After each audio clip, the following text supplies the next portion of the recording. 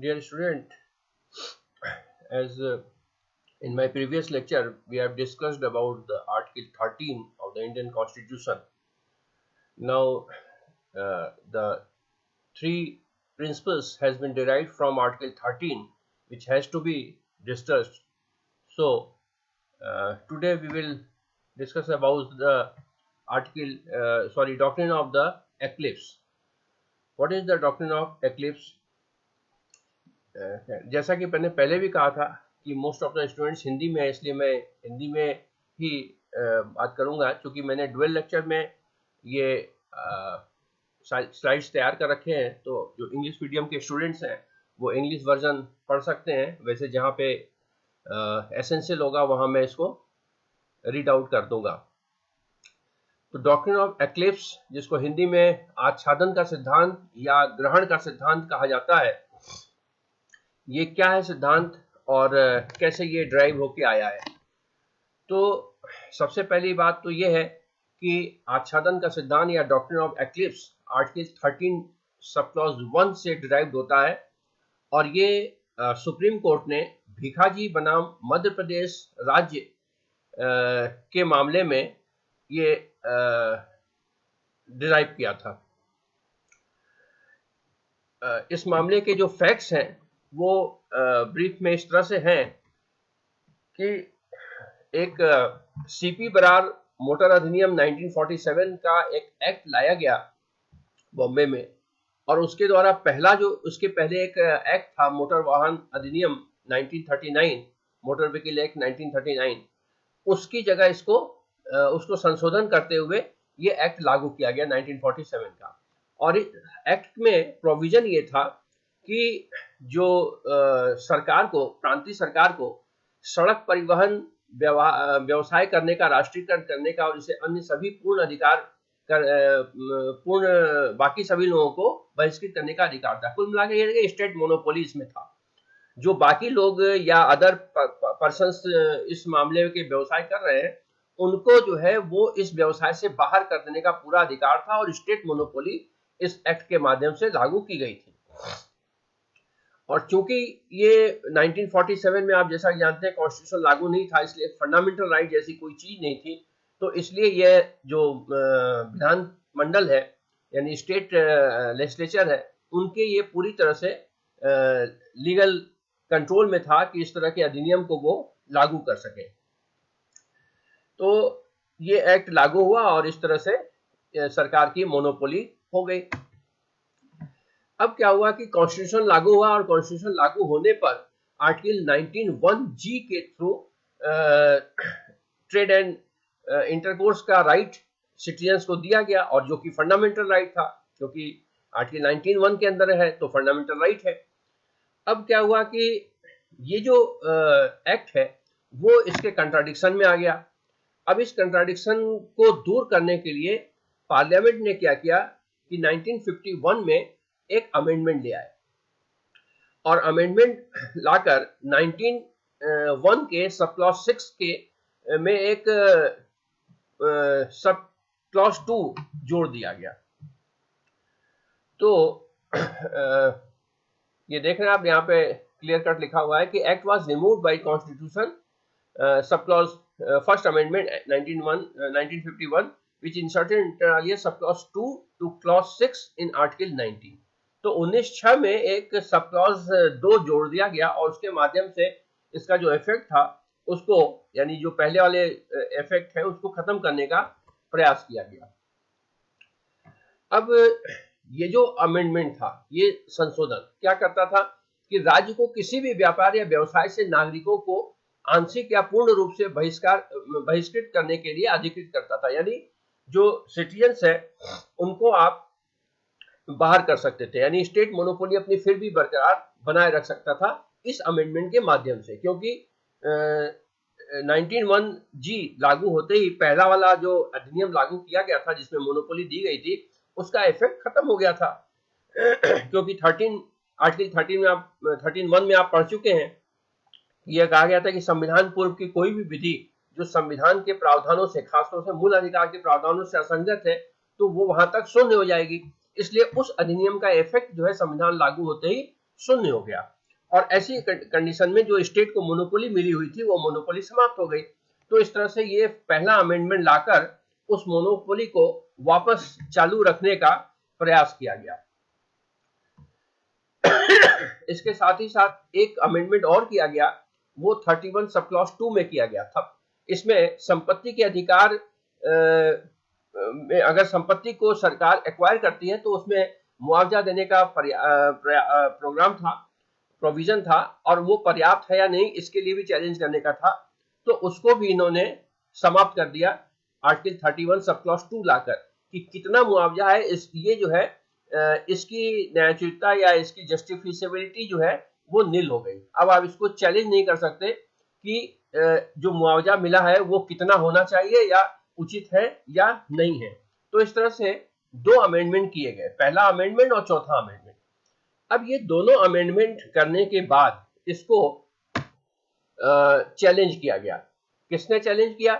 कुछ जो ऐसे लोग थे जो स्टेज वर्कर का काम करते थे, स्टेज ऑपरेटर्स थे, उन्होंने इस CP and Virar motor vehicles amendment act 1947 जो कि 19(1)G और 13 सब क्लॉज 2 से इनकंसिस्टेंट था, तो उसको इन्होंने चैलेंज किया। अब इसके बाद इस मामले में ही सुप्रीम कोर्ट ने एक नया डॉक्ट्रिन इवॉल्व किया जिसको कहते हैं ग्रहण का सिद्धांत या आच्छादन का सिद्धांत। और इस सिद्धांत को लागू करते हुए उन्होंने ये कहा कि 13(1) के अकॉर्डिंग पहले की विधियां समाप्त नहीं होती, बल्कि केवल उस मात्रा तक शून्य हो जाती है जहां तक कि वो संविधान के मूल अधिकारों के प्रावधानों से असंगत है। तो इस कारण से न्यायालय ने यह माना कि संविधान के लागू होने पर अधिनियमित अधिनियम यानी जो विरार एक्ट था वो उस हद तक शून्य हो जाएगा जहां तक कि 19(1)G द्वारा गारंटीड नागरिकों के अधिकार के साथ असंगत था, क्योंकि यह तब अस्तित्व में था। यानी वो अधिनियम पूरी तरह से समाप्त नहीं हुआ है, उसके वो इफेक्ट समाप्त हो गए हैं जो कि 19(1)G के कंट्राडिक्शन में आते हैं। यानी एक तरह से ये कह सकते हैं कि उस अधिनियम पर ग्रहण लग गया फंडामेंटल राइट का। तो इसको इस तरह से कहा जा सकता है कि सही स्थिति तो या वास्तविक स्थिति तो यह थी कि तत्समय प्रवृत्त विधि यानी उस समय जो लागू थी यानी 47 का एक्ट जैसी थी वैसी है, उस एक्ट के साथ कोई छेड़छाड़ तो हुआ ही नहीं है, लेकिन वो मौलिक अधिकार से आच्छादित हो गए। जैसे ग्रहण के मामले में आप जानते हैं क्या होता है कि जैसे कोई सूर्य ग्रहण लगा तो सूर्य ग्रहण में क्या होता है कि चंद्रमा सूर्य और धरती के बीच में आ जाता है। तो जितने देर तक चंद्रमा उस सूर्य के ऊपर है उतने देर तक उस सूर्य का वो पार्ट हमें दिखता नहीं है। या दूसरा कोई कंडीशन सेम इसी तरह चंद्र ग्रहण होता है तो चंद्रमा का वो पार्ट हमें उस वक्त दिखता नहीं है। तो इसको हम कहते हैं आच्छादन, यानी वो चंद्रमा समाप्त नहीं हुआ है और न ही सूर्य समाप्त हुआ है, लेकिन सूर्य के सामने चंद्रमा आ गया या चंद्रमा के सामने धरती आ गई तो उस कंडीशन में वो पार्ट हमें दिखता नहीं है, वो अनइफेक्टिव हो जाता है। तो ठीक इसी तरह से 1950 से पहले जो भी अधिनियम लागू थे वो सारे अधिनियम एज इट इज है जब तक कि उसे डिलीट नहीं किया गया है, नल एंड वॉइड नहीं किया गया है। लेकिन अगर संविधान के कोई प्रावधान, खासतौर से मूल अधिकार के प्रावधान पूर्व में लागू अधिनियम के किसी प्रावधान से असंगत है तो वो प्रावधान म्यूट हो जाएगा, और अगर जैसे ही आपने फंडामेंटल राइट में कोई अमेंडमेंट कर दिया तो वो वापस चालू हो जाएगा। हालांकि ये बात आगे के मामलों में सुप्रीम कोर्ट ने कहा है 13(2) में, और वहां कोर्ट ने 13(1) और 13(2) के डिफरेंस भी बताए हैं जो कि आगे के मामलों में दिया जाएगा। तो इस जजमेंट का इंटरप्रिटेशन क्या रहा कि ऐसी विधि नागरिकों के विरुद्ध निष्क्रिय या रुग्ण स्थिति में हो गया, यानी कमजोर हो गया है या इनइफेक्टिव हो गया है। प्रथम संविधान संशोधन 1950 का प्रभाव छाया को हटाने और लागू अधिनियम को सभी दोषों या दुर्बलता से मुक्त बनाने के लिए था। जो पहला संशोधन किया गया था वो किस लिए किया गया था? इसलिए कि 1950 से पहले के जो अधिनियम थे उसके जो इफेक्ट है या उसकी जो कमियां हैं या उसकी जो दुर्बलताएं हैं उसको ठीक किया जा सके, इसलिए ये पहला अधिनियम लाया गया था, पहला संशोधन लाया गया था। इसके अलावा जो लागू कानून अनुच्छेद 31 के साथ असंगत हो गया, जिसने संपत्ति के अधिकार की गारंटी दी और यह लगातार असंगत रहा और इसलिए अनुच्छेद 31(1) के तहत शून्य हो गया था जब तक चौथे संविधान संशोधन 1955 को अधिनियमित नहीं किया गया और इसको लागू करके उसको भी जीवित किया गया। चौथा संविधान संशोधन 1955 अधिनियम उस विसंगति के प्रभाव को दूर करने के लिए लाया गया था जो संविधान के लागू होने के बाद आ गया था। संविधान में क्या किया गया, उचित मुआवजा मिलना चाहिए। अब सरकार चाहती नहीं कि उचित मुआवजा मिले, तो इसलिए संशोधन लाके उस प्रभाव को दूर किया गया। अब क्या होता है कि जैसे ही ये केस डिसाइड हुआ, इससे कई सारे प्रश्न उठते हैं और इसके इफेक्ट भी दिखते हैं।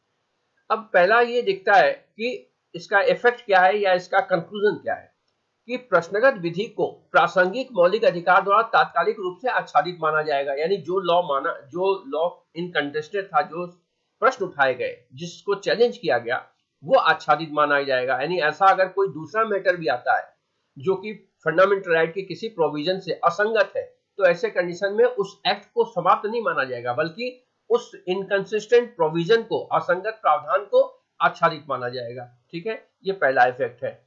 दूसरा ये है कि तात्कालिक रूप से निष्क्रिय या रुग्ण स्थिति में माना जाएगा, परंतु ऐसा नहीं कि कानून सभी उद्देश्यों के लिए मर गया हो। यानी जिस चीज को चैलेंज किया गया पर्टिकुलर उस उद्देश्य के लिए उसको निष्क्रिय मान लिया जाएगा, लेकिन ऐसा नहीं है कि उस एक्ट में अगर और भी बहुत सारे प्रोविजन है जो संविधान से असंगत नहीं है, तो उन उद्देश्यों के लिए वो एक्ट लागू रहेगा, वो मरेगा नहीं। इसी तरह से यदि जो प्रासंगिक मौलिक अधिकार में संशोधन किया जाता है, तो इसका प्रभाव दोषपूर्ण विधि के छाया को हटाने और दोषपूर्ण अधिनियम को सभी दोष या दुर्बलता से मुक्त बनाना होगा। ठीक है, ऐसी स्थिति में निष्प्रभावी विधि की असामान्यता समाप्त हो जाएगी तथा वह पुनर्जीवित और प्रवर्तनीय हो जाएगा। ये एक तरह का सवाल है कि क्या संशोधन करके संविधान लागू होने के बाद संविधान पश्चात विधि में अगर संशोधन किया जाता है, तो ऐसा संशोधन करके और पहले की विधियों को क्या लागू किया जा सकता है या उसकी असामान्यता को समाप्त किया जा सकता है, उसकी असामान्यता जो समाप्त हो गई उसको ठीक किया जा सकता है। साथ ही आच्छादन का सिद्धांत केवल पूर्व संवैधानिक विधि पर ही लागू करने के लिए प्रतिपादित किया गया है, न कि उत्तर संवैधानिक विधि पर। एक खास बात यह है कि जो डॉक्ट्रिन ऑफ एक्लिप्स है वो केवल संविधान पूर्व विधि पर लागू होता है, संविधान के बाद की विधि पर लागू नहीं होता है। यानी संविधान बनाने के बाद अगर कोई कानून लागू किया गया है तो वो अगर संविधान से असंगत है तो असंवैधानिक होगा, और संविधान के पूर्व की जो विधि है वो अगर संविधान के प्रावधानों से असंगत है तो वो आच्छादित होगा। तो आच्छादित और असंवैधानिक दोनों में अंतर है। तो इसका ये कह सकते हैं कि इस कारण से यह कि संविधान पूर्व कानून वैध था जब तक इसे लागू किया गया था, या प्रारंभिक तक शून्य नहीं था बल्कि संविधान लागू होने से शून्य हुआ। ऐसे में उत्तर संवैधानिक कानून जो कि मूल अधिकार का उल्लंघन करता हो असंवैधानिक और लागू होने के दिन से निष्प्रभावी हो जाएगा। ये वही बात है जो मैं आपको समझाने की कोशिश कर रहा हूं कि देखिए, संविधान पूर्व की विधि और संविधान लागू होने के बाद की विधि दोनों में अंतर है। संविधान लागू होने से पूर्व की विधि अगर संविधान के प्रावधानों से असंगत है तो वह आच्छादित हो जाएगा, यानी वो संविधान समाप्त नहीं होगा। संविधान के कुछ प्रावधान जो मूल अधिकार से इनकंसिस्टेंट है केवल वो इनइफेक्टिव हो जाएंगे। लेकिन अगर आप संविधान लागू होने के बाद कोई ऐसा कानून लाते हैं जो कि मूल अधिकारों से असंगत है, तो ऐसे कंडीशन में वो कानून अपने आप में असंवैधानिक हो जाएगा। ठीक है, तो इसलिए अगर कोई ऐसा कानून आप लाना चाहते हैं जिससे कि पहले के कानून के जो प्रभाव थे उसको वापस आप कर सकते, तो आपको नया कानून लाना पड़ेगा, न कि आप फंडामेंटल राइट में अमेंडमेंट करके पुराने कानून के प्रभाव को आप वापस से चालू कर सकते हैं, जो कि संविधान लागू होने के बाद निष्प्रभावी हो गया था। ये क्लियर कट समझ में आ जाना चाहिए, इस जजमेंट के इफेक्ट है ये। अब सुप्रीम कोर्ट ने आर्टिकल 13(1) और आर्टिकल 13(2) के बीच एक अंतर भी स्पष्ट किया, क्योंकि दोनों के वाक्यांश दूसरे से अलग है। हालांकि वही चीजें जो अभी मैंने आपको इंटरप्रिटेट किया है, इसमें देखिए क्लियर कट लिखा हुआ है कि उत्तर संवैधानिक विधियों पर लागू होने वाला अनुच्छेद 13(2) मौलिक अधिकारों को समाप्त करने वाले कानून को बनाने से रोकता है, जबकि अनुच्छेद 13(1) जो पूर्व संविधान कानूनों पर लागू होता है उसमें ऐसा कोई निषेध नहीं है। यानी उस कानून को तो आप चेंज कर सकते हो जो 1947 के पहले था, और किस प्रकार से चेंज करोगे कि मूल अधिकार से असंगत न हो। लेकिन अगर आप कोई नया कानून बनाते हो तो वो असंवैधानिक माना जाएगा अगर वो इनकंसिस्टेंट है तो। अनुच्छेद 13(1) के तहत संविधान पूर्ण विधि का संचालन 26/1/1950 तक प्रभावी रहता है, भले ही यह संविधान के प्रारंभ के बाद निष्क्रिय हो जाए। और अनुच्छेद 13(2) के तहत राज्य कोई विधि नहीं बनाएगा शब्द इंगित करते हैं, क्योंकि 13(2) में लिखा हुआ है कि राज्य ऐसी कोई विधि नहीं बनाएगा जो मूल अधिकारों को छीनती है या उसको न्यून करती है। तो उसको ध्यान में रखते हुए ये शब्द इंगित करते हैं कि संविधान बनाने के प्रारंभ के बाद कोई भी ऐसा विधि नहीं बनाया जाएगा जो उसके मूल अधिकार का उल्लंघन करता है। तो मुझे लगता है कि ये दोनों चीजें आपको अच्छे से समझ में आ जानी चाहिए। इस तरह का कानून प्रारंभिकता शून्य है, इसलिए आच्छादन का सिद्धांत इस तरह के कानूनों पर लागू नहीं हो सकता जब तक और यह तब भी पुनर्जीवित नहीं हो सकता जब प्रासंगिक मौलिक अधिकार को बाद में इस तरह के कानून के रास्ते में बाधा को हटाने के लिए संशोधित किया जाता है। यानी पहले तो आप कानून ले आए, कोई कानून ले आए और वो कानून फंडामेंटल राइट के दिए गए प्रोविजन से असंगत है, संविधान लागू होने के बाद की बात कर रहा हूं, तो वहां पर वो क्या होगा प्रारंभिकता शून्य हो जाएगा। और जब ये नजर आता है कि ये इनकंसिस्टेंट हो गया और उस कंडीशन में आप फिर कोई अमेंडमेंट ले आते हैं, तो ऐसा नहीं है कि वो पहले से ठीक हो जाएगा, बल्कि उसको पुनर्जीवित नहीं किया जा सकता। वो एब इनिशियो है, वो प्रारंभ से ही शून्य है। जिस दिन उसको लागू किया गया और वो संविधान से असंगत है उसी दिन से वो शून्य हो गया, क्योंकि संविधान लागू होने के बाद ये कानून बनाया गया और वो 13(2) इस पे लागू होता है, न कि 13(1) लागू होता है। तो यदि कानून केवल नागरिकों के सीमित एक मौलिक अधिकार का उल्लंघन करता है तो यह गैर नागरिकों के संबंध में संचालित होगा, जिसके लिए इसे केवल मौलिक अधिकारों के संशोधन द्वारा अयोग्य नागरिकों को पुनर्जीवित नहीं किया जा सकता। ये सर्टेन कंडीशंस की बात की है, लेकिन ये बहुत इंपॉर्टेंट बात नहीं है। तो कुल मिलाकर अगर इसकी बात करें तो ये कह सकते हैं कि जो भिखा जी के केस में सुप्रीम कोर्ट का नट सेल में निर्णय था वो ये था कि जो बेरार एक्ट था वो संविधान लागू होने के बाद से आर्टिकल 19(1) से असंगत होने के कारण वो निष्प्रभावी हो गया, और जो संशोधन बाद में किया गया वो संशोधन अगर मूल अधिकार को कम करता है या न्यून करता है या वापस 47 का जो इफेक्ट था वो इफेक्ट देने के लिए, सरकार को वापस देने के लिए ऐसा कोई संशोधन किया जाता है तो वो 13(2) के दायरे में आएगा और वो असंवैधानिक होगा। तो इसलिए 13(1) और 13(2) में बहुत क्लियर कट डिफरेंस है। 13(1) जो है आच्छादन के सिद्धांत को डिक्लेयर करती है। एक अधिनियम अनुच्छेद 14, 19 और 21(2) के तहत असंवैधानिक घोषित किया गया हो वो पुनर्जीवित हो जाता है, इसे 9वीं अनुसूची में डाल दिया जाता है। एक सरकार का यह भी प्रयास किया गया था कि कुछ अधिनियम ऐसे हैं जो चैलेंज नहीं किया जा सके, तो इसको 9वीं अनुसूची में डालने का एक प्रक्रिया बना लिया। हालांकि ये बहुत बाद में ये कंसेप्ट डेवलप हुआ था, जब प्रॉपर्टी एक्ट का प्रॉपर्टी को स्नैच करने का एक्ट लाया गया था, चौथा अमेंडमेंट लाया गया था, तब ये विचार आया था कि बहुत सारे ऐसे कानून हैं जिसको कि चैलेंज करने से बचाना है, तो उसके लिए फिर एक 9 शेड्यूल बनाया गया था और 9 शेड्यूल में ऐसे अधिनियम को शुरू में डाला गया था जिसको कि किसी आधार पर चुनौती नहीं दिया सके। हालांकि इसको बाद में एक प्रक्रिया बना लिया गया और जो प्रॉपर्टी रिलेटेड एक्ट नहीं है उनको भी 9 शेड्यूल में डाला गया, लेकिन इसको भी सुप्रीम कोर्ट ने एक केस में ये डिसाइड कर दिया कि 19 जो आर्टिकल 9 शेड्यूल है वो भी जुडिशियल रिव्यू के दायरे से बाहर नहीं है। और खासतौर से केशवानंद भारती का केस 1973 में डिसाइड हुआ था, जिसमें कोर्ट ने कहा कि जुडिशियल रिव्यू बेसिक स्ट्रक्चर है।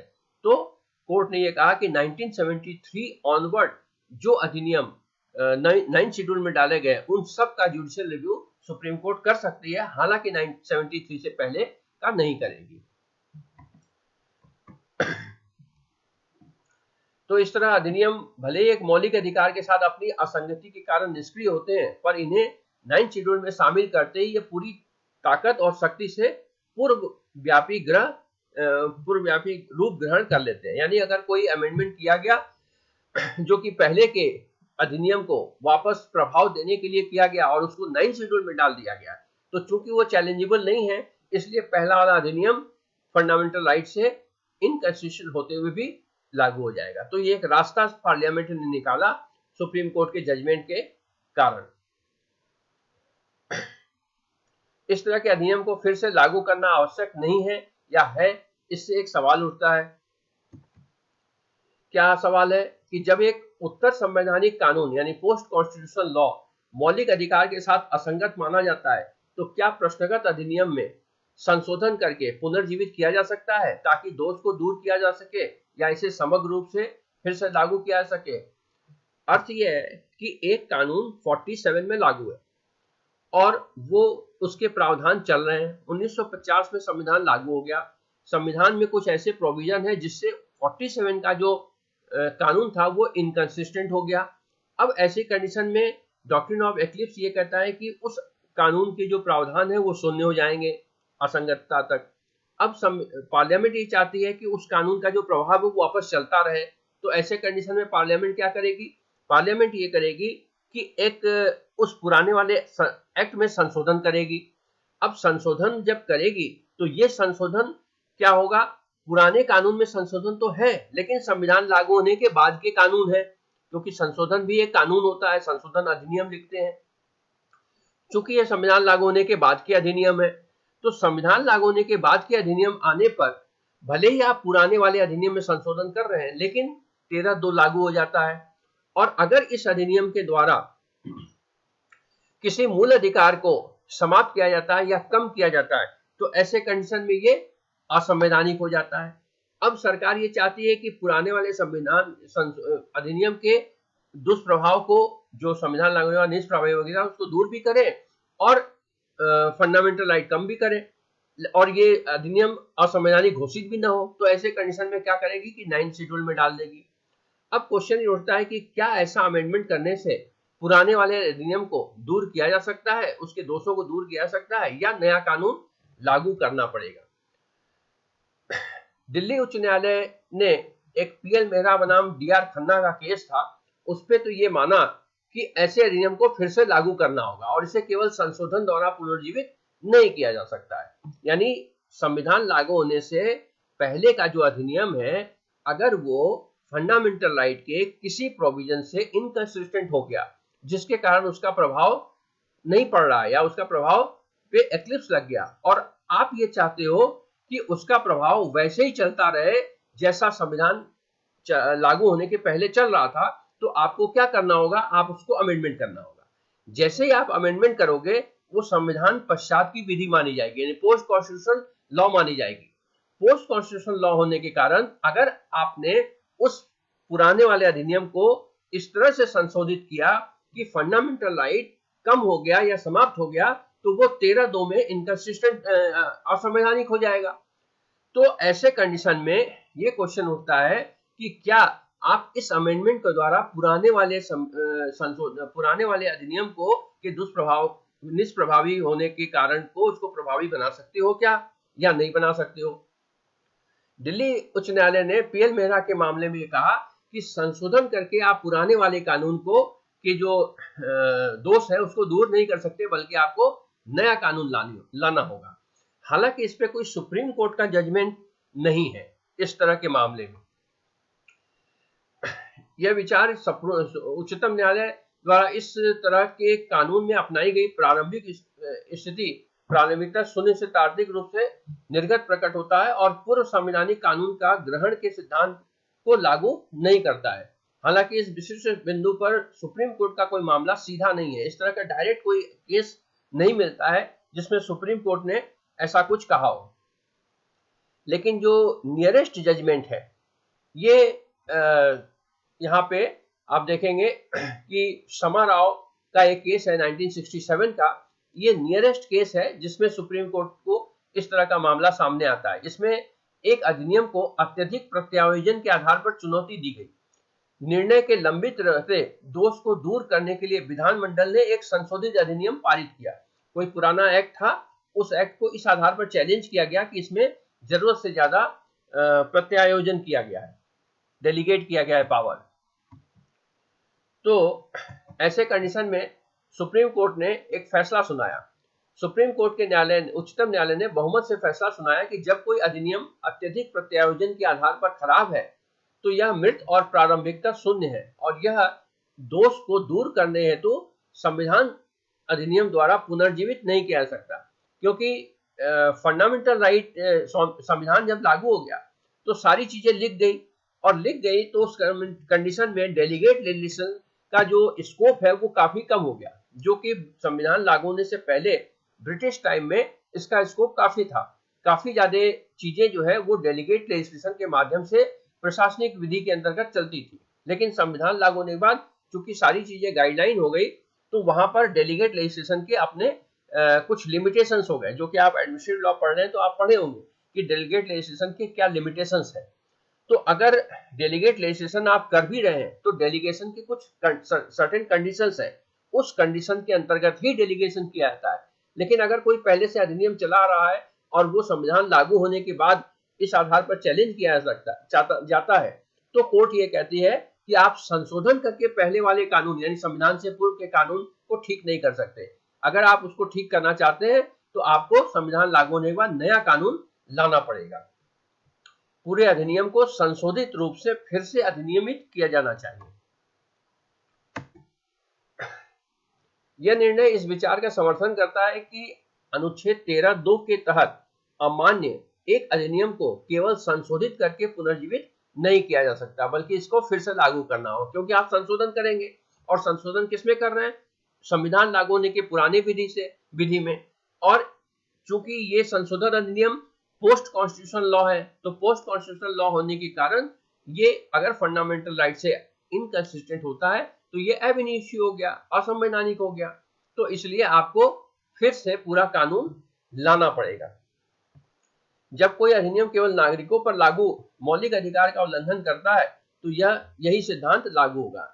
एक प्रीपोजिशन निकल के आता है इससे कि जब भी कोई कानून ऐसा बनाया जाता है या ऐसा संशोधित किया जाता है कि वो फंडामेंटल राइट को वायलेट करता है तो वो मान्य नहीं होगा, वो असंवैधानिक होगा। और अगर आप वास्तव में चाहते ही हैं कि कोई ऐसा पुराना जो कानून था जिसके इफेक्ट को आप वापस रिस्टोर करना चाहते हैं तो आप नया कानून लेके आओ। एक प्रीपोजिशन है कि इस तरह के कानून को नागरिकों के लिए अभिजन्मे के रूप में माना जाएगा, हालांकि गैर नागरिकों के लिए प्रभावी योग्यता रखता है और इसलिए इसे फिर से लागू किया जाना चाहिए अगर इसे योग्य नागरिकों के लिए वैध बनाने के लिए वांछित है। यानी अगर कोई कानून है और जो वास्तव में अब पोस्ट कॉन्स्टिट्यूशनल एरा में जो नागरिक है उनके लिए आप वैध बनाना चाहते हो पुराने वाले कानून को, तो नया कानून लेके आओ, सीधी सी बात है। इसमें 2-3 एक केसेस है, उसको रेफर कर देता हूं कि एक हरि सिंह बनाम सैन संपदा अधिकारी एसेट्स मैनेजर का एक केस है। इसमें सुप्रीम कोर्ट ने पंजाब लोक परिसर अधिनियम को अनुच्छेद 14 के साथ इनकंसिस्टेंट घोषित किया था, और इसमें फिर 1958 में संसद द्वारा अधिनियमित एक संगत कानून था। और इसमें फिर पंजाब अधिनियम पर ये जो पुराना वाला अधिनियम था एसेट अधिनियम, उस पे सर्वोच्च न्यायालय के फैसले के परिणाम स्वरूप संसद ने 1971 में अपने स्वयं के कानून को फिर से लागू किया, सर्वोच्च न्यायालय द्वारा इंगित दोष को हटाने के लिए, और मूल अधिनियम के प्रारंभ होने की तारीख से प्रभावी रूप से इसे पूर्वव्यापी बना दिया। यानी मूल अधिनियम जो संविधान लागू होने के पहले से लागू था। तो ये जो नया खंड था वो ये कहते हुए भी जोड़ा गया कि पुराने कानून के तहत किए गए सभी आदेशों को वैध और प्रभावी माना जाएगा जैसे कि वे नए कानून के तहत बनाए गए थे। इस खंड को भी चुनौती दी गई और ये तर्क दिया गया कि 1958 का जो अधिनियम है वो असंवैधानिक है, और असंवैधानिक अधिनियम के तहत किए गए किसी भी चीज का सत्यापन नहीं हो सकता है, और इसको सुप्रीम कोर्ट ने रेटिफाई भी किया। तो कुल मिलाकर स्थिति ये है कि अगर आप पुराने किसी कानून में संशोधन के माध्यम से कोई चेंज करना चाहते हैं और वो चेंज इस प्रकार का है कि वो फंडामेंटल राइट को वायलेट करता है, तो ऐसा अधिनियम 13(2) के अंतर्गत असंवैधानिक घोषित किया जाएगा। तो 13(1) और 13(2) का डिफरेंस क्लियर कट आपके समझ में आ गया होगा। और साथ में 13(1) जो है डॉक्ट्रिन ऑफ एक्लिप्स की प्रिंसिपल्स को डिराइव करता है, और 13(2) जो है एब इनिशियो या असंवैधानिकता को डिस्क्राइब करता है। तो ये 13 डॉक्ट्रिन ऑफ एक्लिप्स का सिद्धांत है। नेक्स्ट जो टॉपिक होगा वो डॉक्ट्रिन ऑफ वेबर पे होगा। ये एक स्लाइड छूट गया था। सर्वोच्च न्यायालय ने इसे तर्कहीन, इस तर्क को तर्कहीन मानते हुए इस महत्वपूर्ण बिंदु को नजरअंदाज कर दिया कि 71 के अधिनियम को 1958 अधिनियम की तारीख से प्रभावी रूप से पूर्वव्यापी बना गया था, और 58 के अधिनियम के तहत की गई कार्रवाई को माना गया, खंड को वैध माना गया, और नए अधिनियम को अनुच्छेद 14 के तहत मान्य बताया गया। तो चूंकि 71 के अधिनियम के द्वारा 58 के अधिनियम में ही चेंज किया गया था, और 58 का अधिनियम जो है संविधान पश्चात का अधिनियम था, तो इसलिए इसमें तो आप संशोधन करके और उसको लागू कर सकते हैं, लेकिन अगर 58 की जगह 48 का रहा होता तो आप इसमें नहीं कर सकते थे। तो इस तरह से आर्टिकल 13 सब क्लॉज 1 में बहुत ज़्यादा मटेरियल मैंने आपको दे दिया डॉक्ट्रिन ऑफ एक्लिप्स पर। अब जो नेक्स्ट लेक्चर होगा वो डॉक्ट्रिन ऑफ वेबर पे होगा। ये एक स्लाइड है जिसमें मोहम्मद रहमत electronic distribution company versus state में भी इसी तरह का मामला, इसी तरह के को मान्य किया गया, सेम तरह के जजमेंट सुप्रीम कोर्ट ने दिए जो कि पंजाब के मैटर में दिया था। ये बहुत इंपॉर्टेंट चीज़ नहीं है, क्योंकि मटेरियल का लिमिटेशन भी होना चाहिए आपको।